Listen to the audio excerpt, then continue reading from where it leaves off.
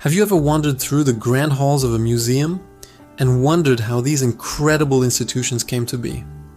Today, we're journeying back in time to uncover the fascinating story of museums in the United Kingdom, from dusty private collections to the vibrant cultural hubs we know and love. Our story begins not in grand public buildings, but in the lavish homes of the wealthy elite during the 16th and 17th centuries. These were the days of the Cabinet of Curiosities. Affluent gentlemen, scholars, and aristocrats would fill rooms, or sometimes entire cabinets, with an eclectic mix of objects gathered from their travels or acquired through trade. Imagine a room packed with exotic animal specimens, ancient fossils, strange geological formations, archaeological finds, and fascinating works of art. These collections weren't just for show, they were a symbol of status, intellect, and worldliness. They were private spaces for contemplation and for impressing distinguished guests. The public? They weren't on the guest list. These were the exclusive domains of the privileged, the very first seeds from which the public museum would eventually grow. The shift from private passion to public service was a monumental one, and it began in the late 17th century. A pivotal moment came in 1677, when Elias Ashmole, a wealthy antiquarian and collector, donated his vast collection to the University of Oxford. There was one crucial condition. His treasures had to be housed in a purpose-built building and be made accessible to the public. In 1683, the Ashmolean Museum opened its doors, becoming the world's first university museum and Britain's first truly public museum. For the first time, ordinary people could pay a small fee and gaze upon wonders they had only read about. It was a revolutionary idea, planting the seed that knowledge and culture should be shared. Then came the Colossus.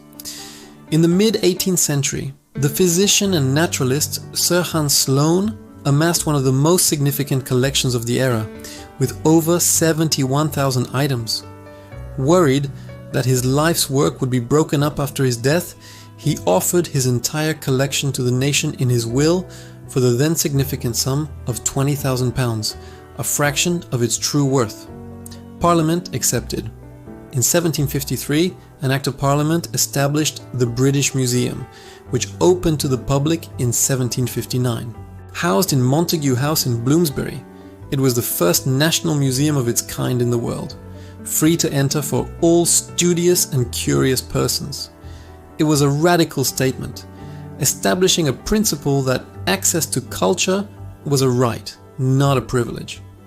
The 19th century, the Victorian era, was the golden age of museum building. This period saw an explosion of civic pride, industrial wealth, and a deep-seated belief in education and self-improvement. The Great Exhibition of 1851 at the Crystal Palace was a catalyst. The success and profit from this monumental event were used to purchase land in South Kensington, London, creating a cultural quarter that would soon be home to the Victoria and Albert Museum, the Science Museum, and the Natural History Museum.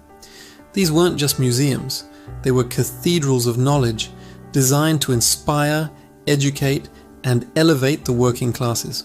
This passion for museums wasn't confined to London. Across the country, from Manchester to Liverpool, Glasgow to Cardiff, industrial towns and cities, flush with new wealth, began founding their own museums. Often funded by philanthropists and local governments, these institutions collected objects that told the story of their own region's history, industry, and natural world. They became focal points of civic life, offering a window onto the wider world for millions of people who might never travel beyond their hometown. The museum had become a quintessential part of the British townscape. The first half of the 20th century was a period of consolidation. 2 world wars and economic depression meant that few new large-scale museums were founded. However, the landscape began to change dramatically after 1960. The post-war era brought with it a new wave of social change and a questioning of old institutions. This led to an incredible boom in independent and specialized museums. This wasn't driven by wealthy philanthropists or the state, but by passionate communities and special interest groups. Suddenly, museums popped up for everything imaginable. You had museums dedicated to specific industries like coal mining or textiles, often housed in the original historic buildings. There were museums about transport, celebrating everything from steam railways to rural life. Small towns and villages founded their own local history museums to preserve their unique stories. This period democratized the very idea of a museum. It showed that history wasn't just about kings, queens, and epic battles. It was also about the lives of ordinary people, the tools they used, the work they did, and the communities they built. This explosion diversified the museum sector, creating a rich and varied tapestry of heritage across the entire country. As we moved into the late 20th and early 21st centuries, museums faced a new challenge: how to stay relevant in an increasingly digital and fast-paced world. The answer was to innovate. The stuffy, silent galleries of the past began to disappear, replaced by dynamic and engaging spaces. Technology became a key ally.